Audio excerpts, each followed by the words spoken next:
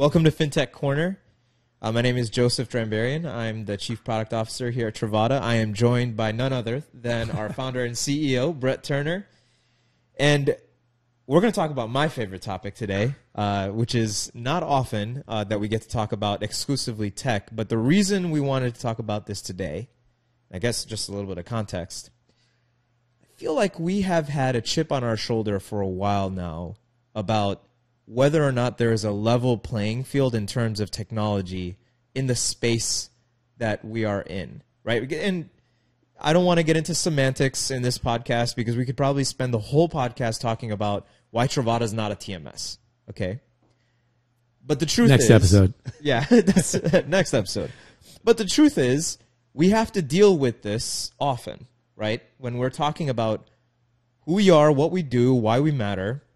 One of the things that comes up is comparisons between Trovata and other TMS platforms. And one of the things that has irked us, I think, for a very long time is this false comparison that Trovata as a tech platform is comparable to the legacy tech platforms of the TMS systems that exist. But if we want to just extend this conversation beyond TMS, let's just look at the entirety of the finance software provider ecosystem.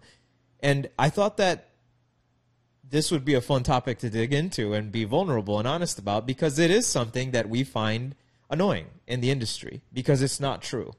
And so I'm going to give you... Well, and I think specifically like the use of the term, like let's get right into the use of the term cloud. Oh, yeah. Don't get me started. Right. I'm going to let you have first crack at it, okay? Yeah.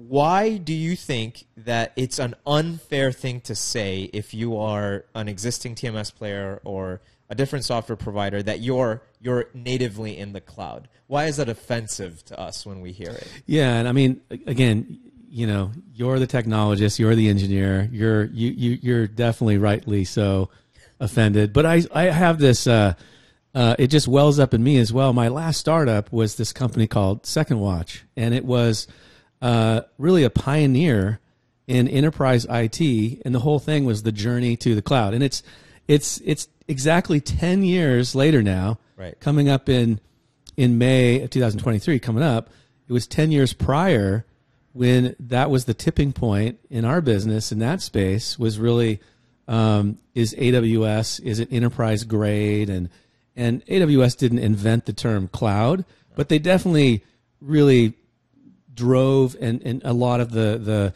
everything just rallied around what they provided is this massive, incredible, sandbox of the tech community, and everything's built natively in cloud. But you have this term cloud now that even then it was an annoying thing to really sell around. And the old establishment, the adage of like, if you can't convince them, confuse them. Right. And that was happening then. It was all about like, wait a second, public cloud. Oh, wait, that sounds scary. Public cloud, And then AWS, of course, did this massive deal with the CIA, and it's like, yeah, well, public cloud is secure. Let's not. But all of that stuff that then it was like the private cloud. Well, that sounds safer. And oh, you mean your own data center? It's like you're a private cloud, really? So what's so amazing to me, because all of that stuff felt like we had to deal with and sell against and educate in the IT space now, which is a lot of sort of the segue for me, and starting Trovata, not just the finance background stuff, but it's also a front row seat to the whole digital transformation and how cloud was just a key part of that with AWS. Here we are 10 years later, digital transformation, finance, banking, and all of that. And you've got these really legacy treasury management systems, the TMS space. Any corporate who's $5 billion in revenue and above, right? Stats are roughly 60, 70% of them will have a TMS, but they're 25 to 45 years old and aging. And you've got a few of the prime players, they're saying, well, we're cloud-based. And somehow they've been able to get away with, all the customers thinking, oh, well, it's in the cloud. Or another term that's misused, oh, it's SaaS. Then it must be modern. Yeah. And that is just not true. Yeah. I'm glad that you took it in this direction, because I want to zag just for a moment. If you're a customer and you're trying to assess the viability of the vendor that you work with, you want to hear that they are cloud-based. You want to hear that they have enterprise-grade security, that they've thought through how to manage your data effectively. So from a marketing and sales perspective, I can see why you would want to say, we are a cloud company, right? The problem is that the customer might not be educated in all of the various meanings of what it might be to be a cloud-based company, right? When we think of cloud, we think AWS, Azure, Google Cloud, the main players that provide the highest level of security, resilience, global availability, all of the things that you would expect when it comes to a public cloud. When you hear cloud from any TMS provider or any finance software provider, one of the things that you first have to get past is, are they hosting those data centers themselves? Because if they are the ones that are on the hook for that resilience, security, etc., you immediately then have to compare them from a proficiency perspective with Google, Amazon, and Microsoft. Could they ever do it at that level of capability, right? And let's rewind the tape and think about even those players. Microsoft, they just went through a major breach just a year ago, right? Yeah. And this is the most elite tech company in the world is facing these issues. And they invest all of the money, all of the resources, everything that they can to keep their government contracts safe, all of the enterprises that depend on them. And now think about that. Will your TMS provider do the same thing? No way. And so that's why the first layer of, I think, our issue with it is that it's preying on the lack of knowledge of the buyer who trusts that, hey, at a minimum, I need to know these things are true because that's what I'm hearing. I'm hearing from IT that it should be in the cloud. It should be safe and secure. You should be passing certain requirements, etc. But just because you've checked off that box doesn't mean that now you are at the same level as Microsoft or Amazon and Google. And I think that's why the reaction is so flagrant from our perspective, because totally. And we haven't even gotten into the thick of it. Well, and I think this is like the first layer. Right. Like the first layer is like, we just went through, and we did the previous podcast, the last week, and the banking crisis and SVB meltdown and all that. And this is akin to like, okay, now it's like, take care of your cash. Like that's right. a really important thing right now. And so if you look at like this whole movement of, with the cloud, it'd be like the equivalent of saying, well, it's my private cloud. It's in their data center. It'd be like, okay, I'm okay with having all of my cash in a suitcase in the back closet, right. practically, or maybe the door's locked, right? There's no windows and it's safe in the basement versus having it in, JP Morgan, right. Too big to fail. Is it safe? Right. There. Exactly. So it's like there's that aspect, just getting it in the right place. And so I think this notion of like, we've been seeing that over the last few years. Okay, that is not playing well. Let's go ahead We'll get some savings. We'll move it into Azure. We'll move it into AWS. I think Azure is becoming, Azure definitely has gained on AWS, but I don't think they have quite the level of, native services, web services that you can really Absolutely. Utilize on and build stuff on. But it's still, really good, and they've closed the gap a lot. So when you look at that, this is kind of the next thing. It's like, just because you've moved from your own data center, right. or maybe some other hosted provider that isn't as reputable as Microsoft or Amazon, and you've moved it into maybe the Azure cloud, like, does that mean it's cloud? Does that mean you've checked all the boxes and you're good now? It's cloud. Everything's good. Yep. This is the next stage of being upset. And it's like, wrong. Right.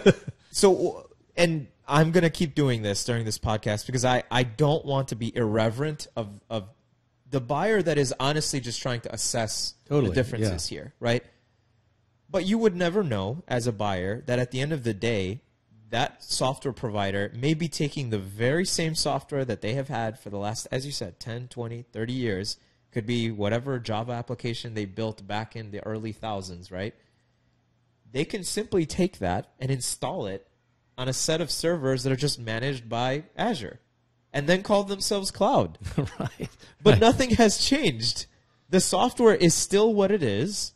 And I think that's why we get to this point of, now there's a little bit of benefits, in fairness. You get a little bit of, a little bit of the cloud, maybe the availability of service. I mean, you're kind of getting this managed service that's a little bit better than you doing it yourself, and maybe a little more secure than what you generally get. But like natively building it with the services that Microsoft or Azure will be providing. That's the key. Or AWS is providing. I don't think any of the buyers understand what that even means, that there's a journey there, right? That there's really a delineation, and I think that's really what gets, So what is that? Because it just happens to be the case that tech and tech companies have evolved dramatically over the last 10 years. If you want to expand the window to 20, I mean, these are quantum leaps we're talking about here. And the latest one, the one that is probably the most important to distinguish, is what you just said, native cloud, right? What does that even mean? Well, it means that you bring a different philosophical approach to how you build that software.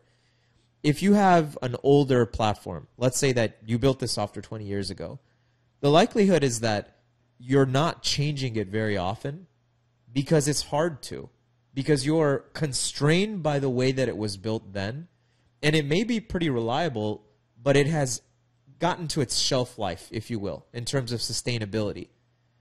And really the differences here are a monolithic application versus a microservice-oriented application. Bingo. And I know I just threw out a buzzword, and you can go on Wikipedia and look it up and whatever you want to do, but the takeaway in all of this is it's a philosophical difference. When you build something big and heavy, it just is more difficult to make changes because you make a change over here and it might touch something over here, and you have to then test the entire thing to guarantee that it's still safe. When you build things in a microservice-oriented way, what are we saying? Microservice. So it's small. It's little pieces of software that ultimately spreads the risk out so that if you want to make a change over here, you might not feel it over there. Now, I know that, the commenters will jump in and say, well, wait a minute. Yeah, that can still happen in microservice. Granted, of course it can. You still have to be a good software development shop. That doesn't go away. Garbage in, garbage out. Right. But the point is that it's a more sustainable approach if you want to commit to more releases. And that's one of the things that we see in the industry is that you might have a software provider that says, guess what, guys? We're going to give you 2 releases this year. Right. Ooh. Right. We're so excited. Yeah. We're cooking with gas now, right? Yeah. And we're not used to that because we release every 2 weeks, right? Yeah. The idea of releasing twice a year is almost like it's comical, right? Well, I think when you said this monolithic, I mean, just this aspect of this rigidity, right? Like if you really, and I try to tell folks, like, if what you're buying is more than maybe 10 years old, maybe even 8 years old, like you can't natively build in AWS or Azure because those services didn't exist before that time. That way of thinking didn't exist. And so you could start to really build things maybe 8 years ago. So 2006, 2014, 2015, you're starting to hit where there's enough services to really build something like what we've built. And even what we have today, we couldn't have done it with the services that were available then, and even new things that are releasing all the time. But this aspect of like the world is speeding up, and the technology world, you can't, if you're not changing constantly, if you're not innovating constantly, and then you're sort of standing still. And that is just, there's nothing worse than that in the technology. Like you can't live with that. And that's kind of what's happening in the TMS world. You've got these big systems that have been around for 35 years. They've made the transition of moving stuff into Azure or into maybe AWS. I'm hearing, a couple maybe moved to Azure, but then, so they're hosted there. Right. They're simply hosted in those in Microsoft Data Center, getting some benefits. But if you haven't, built from the bottom up natively on all of those services that are available to you within that environment, then you don't have all these componentized. And then if you think of APIs, which is now it's like, an API in banking, and that's a big part of our story too. But when you think about microservices, like how many APIs do we have that's essentially the part of the fabric or the architecture of Trovata? And they change all the time. And that's the thing is that I mean, isn't it thousands? Like at this point, it's definitely hundreds. If you were to do cumulative over time, over the last 4 to 6 years, it is thousands. And it's because we evolve, right? We change the way that we query data, that we put services and features together. We come up with new ideas altogether for features and parts of our roadmap. And don't you want to be nimble in the approach of being able to tweak, react to customer feedback, improve your own design? You don't want to be tied to the ideas that you had a year ago, 2 years ago, 3 years ago, right? And ultimately be put into a box because you've ultimately, forced yourself into that box because of the constraint of that service. That's not the most efficient way to build software. And we haven't even gotten, though, to the part that finance people will appreciate, which is cost. Absolutely. Okay? Well, one quick thing, on just to kind of let everybody know that maybe a good analogy on kind of the monolithic or that inflexibility of it. Think of it like if you were going to paint something or build something and it was just one single form factor, like it came out of a mold and you can't do anything with it. If you're going to change it, it's almost like it's not made of Legos. You can take a couple of pieces out. Right. If there was a Lego piece that's yellow and you want it to be blue, you could take the piece out and pop a blue piece on, right? Right. And that's sort of that componentization that you really need because you have ultra flexibility. You're constantly refining it. If there's a piece in there you want to change, you're constantly, it's like a garden and a bonsai tree. Maybe you're doing clipping right. and you're changing and you're just constantly evolving and molding to something that's continuously great. Yeah. But if it's monolithic and it's just not, you're not able to swap out parts or make upgrades or change things, it requires like a large, tech debt, meaning large engineering department, to really build big things and then somehow figure out to migrate and move those off. Right. Like, am I clarifying a little bit? Like absolutely. It's just how you can't really, who wants to be stuck in that or at the behest of that kind of technology platform as your environment? It's stifling. And it also means that if you want to have, one of the top engineering programs focusing on that topic, it'll be really difficult to recruit the best talent if you start off right out of the gate saying, hey, you can't use all of the best tools, all of the best approaches, the best philosophy with regards to software development. You actually have to use 20 years ago's philosophy and do your best under those circumstances, right? Which means that at every level, you are holding yourself back when you are in that model. What about money? I think this is one of the most fascinating parts of this whole thing. And coming from Second Watch, this was the biggest thing, right? Because the biggest innovation with regards to cloud is not the fact that you're trusting Amazon or Microsoft to run those servers. That was what it was back like 10 years ago. Now the biggest important development is this concept of just-in-time services, right? Yeah. In the past, you'd have to run your servers 100% of the time with backup because there's no other way, right? Yeah. The virtualizing of servers and the concepts around that just didn't exist back then. So the big innovation that's taken place now is this just-in-time processing, which is exactly what it sounds like. You only use server capacity when you need it, and the rest of the time, it's not even on. So think about the comparison there. Yeah. If you're running an old 20-year-old system where you have a set of customers, all of them are enterprise grade, all of them are relying on you, and you need a certain service level to run it, and it has to be on all day, 24/7, 365, that means that your cost will never go down in terms of service. Whereas with a nimble company like Trovata, we only keep those services on when they're being used, which means that when we architect, when we sell, everything about our company is tailored around this concept that we're not throwing money away on reserved capacity for no reason. Yep. And this, I think, is like if we were to say nothing else, this one piece is like, well, that's why Trovata has such an incredible price point, right? It's because we can.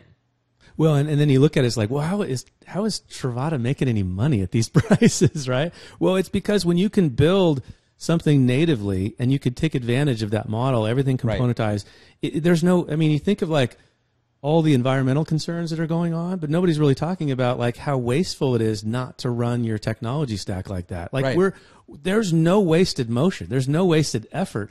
We're using everything, and if it's not being utilized, it's shut off. Right. So some of these things that, maybe folks are out there thinking, okay, I know I have a TMS. I know it's old. I can't articulate it why. I just know the interface looks kind of old, and I can't do a lot of stuff with it. I don't quite know why. But really it comes down to that underlying architecture that just isn't allowed to make these kind of changes or keep up. There's not a way to make those changes very easily. And I think that therein kind of lies the ceiling of those companies, right? Because we are just at year 4 of being, in product and in market. And we've had all this time to innovate on those native services. Well, guess what? Amazon's not done innovating. No. They're only accelerating. Right? They're continuing to add more and more capabilities that take that platform that we are at currently, and it's going to get elevated just by us being part of it, right? And being native users of it. And so when you look at the roadmap of Trovata from a technology perspective, it grows with Amazon, right? The more capabilities that we have access to, the more we're going to take advantage of them, the more we'll be able to give that benefit back to our customers, both in terms of cost and in terms of services.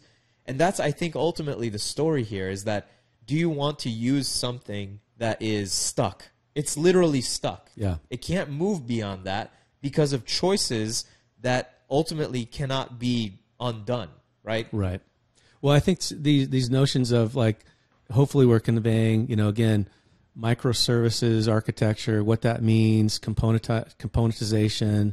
The other thing is, when you just even think about it, it sounds, so is there an easy way to explain what serverless is? I'm trying to also think of maybe if you're looking to buy your next TMS, or you're going to ask hard questions to your own TMS, like ask these kind of questions so you could see what the answer comes back, because there's no way to BS it. Like you can't say it's pretty easy. You're yes or you're no. Right. And if you start to go off and start to ramble, it's like, okay, there's something there. But do you have a microservices architecture or do you not?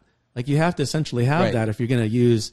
Are you using some of these other services? Like, what's the easiest way to, like, a serverless environment? Just also, like, nobody's going to know what that means, but maybe try to. It kind of sounds like you're making things up when you're saying serverless. Or wait a minute, doesn't it have to be on servers? You just told me that there are servers. Now you're telling me there are no servers. What are you talking about? Totally. It's exactly what we had just referred to. This just-in-time processing. The official way to kind of talk about that is serverless architecture. And all it's saying is that you're really running on a virtual container. And because Amazon is in charge of running that container and providing that back to you, they can decide when that container is turned on and created, how much of a slice of an individual server you might have access to, and whether or not your slice should be living with another slice or be on its own. And this concept of serverless is really, it's the simplest way of thinking about it is you are not maintaining a server. Someone else is maintaining a server in every context. And so what you are doing is just saying, I have some code and I'd like for you to run it for me. And then they say, great, we'll take it from here. How it happens, why it happens, how much it costs, we'll let you know. And we have every implementation detail. Now, that might sound scary just in terms of loss of control, but what ends up happening as a result is that they are able to take the quality of service dramatically up because they control effectively the full stack of logistics of how that code is getting executed. Think about it if you were running that code. If you were on the hook for how much CPU am I going to be using? I mean, we're talking about just like if you're on your laptop, right? Yeah. And you're running an app. Right? Yeah, thanks. And you want to see that app, do I have the right laptop? Is this app going to make my processor get so hot because it's crunching numbers that it freezes the whole system? Do I have enough memory? Do I have enough hard drive? Guess what? Those very same things are the things that you're asking when you're running any software on any server. And so this concept of serverless is basically saying, hey, you don't need to worry about any of those details. Let us worry about that. We'll take care of all of it for you. You give us your code, put it into our container, and we will figure it out. We will run it optimally. We will only run it when you need it, and we'll give you a bill that is a fraction of what it would be if you were doing it all by yourself. Now, why would you want your provider to think in this way? It's because at the end of the day, all of these costs are going down. Mm-hmm. So what if your provider, they're stagnant? Their costs are not going down. Eventually, who's going to float? Who's going to pay the bill? Who's right? going to pay the bill? You are. Yeah. Right. And as new vulnerabilities come out, as they have to upgrade their hardware, because think about it this way: you're getting the net benefit out of Amazon constantly upgrading their hardware, taking advantage of the very best processors, the very best architecture for energy efficiency. They are planting these data centers in optimal locations so that they have the lowest latency in terms of internet connectivity. They care about all of these details. Mm-hmm. Well, if you're handling all of that and you're on the hook for that, how can you? Yeah. How can we know that you you're have going an to be able to army of do folks it? who are experts managing all that stuff for you at this incredible scale? There's no way you could ever get that on your own, and it just it's amazing, especially when you think of, again, making that first move of kind of putting, you get a little bit of benefit, but it's like it's only a tiny fraction of what you get, and it's not. I mean, cost is a huge part of that. That cost decline, you could take advantage of that. Like for us, we're able to continue to drive the costs of the architecture or the infrastructure as low as possible. And then it allows us to really pass on a lot of that savings to our customers. Yeah. And why would one want to do that? Well, everybody knows the model pretty well. I mean, Amazon did that in the retail space. Right. They get scale, and it was part of their virtual flywheel. When you have scale and you can lower costs, you pass the savings on to the customer. And what happens? Then the customer buys more. And then it comes back. Now you have more volume. You can get more cost out of the supply chain. You lower prices further. Guess what happens? The customer buys more. You start around the wheel again. I mean, all of this thing is just this continuous aspect of that's been happening for the last 10 plus years in tech. It's just now finding its way. It's crazy. It's taken this long into this space. And in some ways, we're bringing something into the space that just hasn't been introduced before. So if you think of like the treasury space, you have these really old aging systems that are stuck in these old models. Customers know that they'd like to get off. There's really not a good alternative.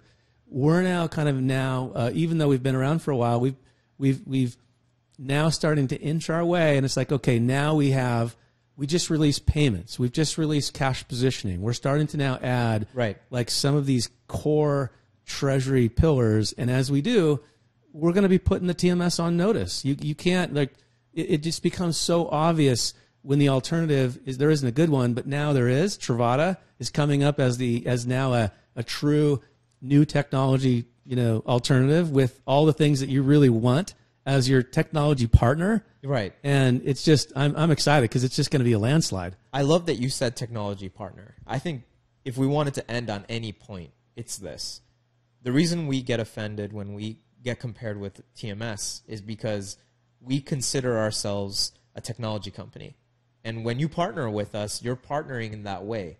You're trusting us to manage all the aspects of this technology, whether it's back-end services, cloud infrastructure, the user experience, innovating in all the different ways, mobile. And all of that is a comprehensive ecosystem when it comes to how you take advantage of our features and services. So at the end of the day, do you consider your partner a technology company? Yeah, exactly. Because if you're thinking about this from a 5 to 10 year roadmap perspective, you should trust that they are an actual real tech company. Right. It's kind of important deal. Right. Yeah. So I feel like we've gotten it off our chest. We might need a few more therapy sessions. Maybe a couple more rounds, a couple more reps. No, it's good. I'm excited with to be able to start to really tell this story more. And I think again, at the end of the day, the if you're in treasury and you're evaluating these systems, or you're even using one yourself, and still kind of it's hard to articulate like why is this thing so slow? And I've seen it where it's like the notion of and I've got gray hair. I've used been in technology for a while. It's like, why do I run this routine or this job? And it goes over here and it does its thing, and I have to wait, and then I have to I might, because of that, it's like, okay, I'm just going to go to lunch and maybe it's done when I come back. Oh, it's still not done. Maybe it is when I come in the next morning. You have to run jobs overnight to do that. It's like those shouldn't exist. You shouldn't have to do that. That's just a wild concept. Meanwhile, we're used to ChatGPT where you can ask it anything under the sun and it will respond to you, right? It's totally, it's crazy. So it's going to be fun. I think, again, like I said, that also there's this aspect of sometimes people say, well, I don't really need to understand technology. Why does it even matter? Cloud, native cloud, or these microservices. Why does that really? Well, it matters because we're telling you all the results, all the things that you just see and experience firsthand. That's why. So hopefully it's kind of connecting the dots. I remember in some of my days in telecom a number of years ago, it would be this part of like this aspect of in the network or network resiliency. It would be called, does your hardware have the abilities, flexibility, agility, reliability, you just think of all, and at the end of the day, you can't get all those things. You need that, from your tech partner, and you can't really get that truly. And I think the last thing too is that, I think everybody's sort of used, especially in a very risk averse, and rightly so in treasury and finance, but this notion of just constantly being a good defender. You're playing defense a lot. Right. And I think the world is speeding up so fast, and and it's all about data, and it's all about information and access to information. I mean, that's what runs the world right now. Absolutely. It's those who have access to the information and who don't. And at the end of the day, you've got to have, a data platform, essentially, technology that's going to give you access to that, help you so that you can go on the offense. Because if you used to be able to, you can just kind of play, continue to play defense and you're going to be okay. Now it's like you have to get in the game. You have to play offense now too. And if you're not, you're starting to be left behind. And there's these the bar continues to go up of what's expected. And if you can't actually do those kind of things, you can't stay ahead. You can't be proactive. So things that are just, you have to be doing, more, faster, better resiliency around your forecasting, and you have to have insights and visibility into your cash. These, this last week was just a reminder for you need to be multi-bank. You need to be looking at APIs. The upgrade is, we're going to see this massive wave start to accelerate of digital transformation and this big upgrade, and it's just going to be fun to be a part of it, because we feel like part of why we want to just share with people is like we feel we've truly built something that's great, checks all of those boxes. It's not just about necessarily this one feature in treasury if you can't, if it doesn't really work all that well. And so I think those are the things that we're going to really get to kind of step in and make a big difference. And honestly, if you've been listening to this podcast all the way through to the end, which we appreciate, we have a bunch of resources on our website that dig further into this topic. I just encourage our listeners to check it out, even if you don't sign up for Trovata. One more thing. I know we're getting close, but so maybe really quick. So one of the things too, what we did last year was pretty incredible. And I'll just say, because I was, I was so impressed with, you and our engineering team and what we pulled off. And it felt like, could we even do this? Was a year prior. But being able to, we basically, even ourselves, rebuilt a lot of our data infrastructure to support what we've recently done. So what it enabled is incredible. We now have Trovata as a freemium. Right. Companies can go to our website, like you're saying, sign up for free, and we could kind of have this really low cost, free. It doesn't get any more lower than that to try. It's Trovata, right? Right. But you can't, there's no way you could ever do that with the TMS, because it's super expensive just to you'd have to pay for every single one of those customers. Yeah, you want to pay. You're incurring might be like $15,000 minimum just to kind of get in and do the most basic thing. So when we can offer that for free, like maybe connect the dots, part of that thing, which was really an incredible feat that you and the team were able to pull off and allow us to even do that. And that happened late last year. Yeah, I appreciate the shout out on the pod. But I'd say at the end of the day, it actually is related to this conversation that we've had about cloud, because the only way that you could make a change like that, one that is so fundamental, right? Because it touched everything. It touched APIs. It touched how we store our data, the database itself. And what we did is we looked at this audacious question, right? How might we welcome the whole world into our platform and give them a great experience while still maintaining a level of cost that is feasible for us to operate, as a company? And we know it's possible, right? Because we look at services that are available all over the world, social media companies, et cetera, that deal with billions of users and are able to operate and welcome all of them in and still be profitable, right? At that kind of scale. The only way it can be done is if you even go further and more deep into taking advantage of those cloud services that we've been talking about, where you look at every aspect of your infrastructure and you ask yourself, can it scale? Can we do the multiplication exercise of, we currently can, manage thousands, could we do millions, right? And where things break are always at scale. And I think that we went through this exercise mostly because of the fact that we knew that our partner, Amazon, has services that can scale at that level. We just didn't take advantage of them. And so that's why I think stressing this point that being a true tech company, one that is nimble, one that takes advantage of cloud native, one that looks at costs in this way, in a self-critical way, and constantly evolves, is so important. Because what if we had just said to ourselves, oh, we're fine with the way that we're operating and we don't want to welcome the whole world into our platform? Well, we would have had a ceiling, and that would have kind of been the end of our run, if you will. But we were more audacious than that, and we saw an opportunity to take the software that we've built and evangelize it at a much wider level. And what we did is we put our money where our mouth is. We said, we're going to have to work hard and change the way that we're thinking and the services that we use to achieve that goal. And we did. And that's not the last time that we're going to do that. We're going to keep doing that. It's happening right now. Right? So I think that's just the nature of this story, that if you are a tech company and you commit to this kind of approach philosophically, you're never done, right? You don't just build your software and it's like, all right, let's hand it to the sales team, and for the next 20 years, here's the they're going to sell it. Right. No, it's super exciting. I'm so proud of what you and the team had built. Thank and you. What's so cool is it just now you can. I mean, we've essentially opened up the door to the public. I mean, what was sort of unheard of, to be able to give best practice at scale. Right. Sort of this CFO, treasure in a box, right, and be able to do that, for companies that just generally never have access to anything like this, who are just stuck in Excel.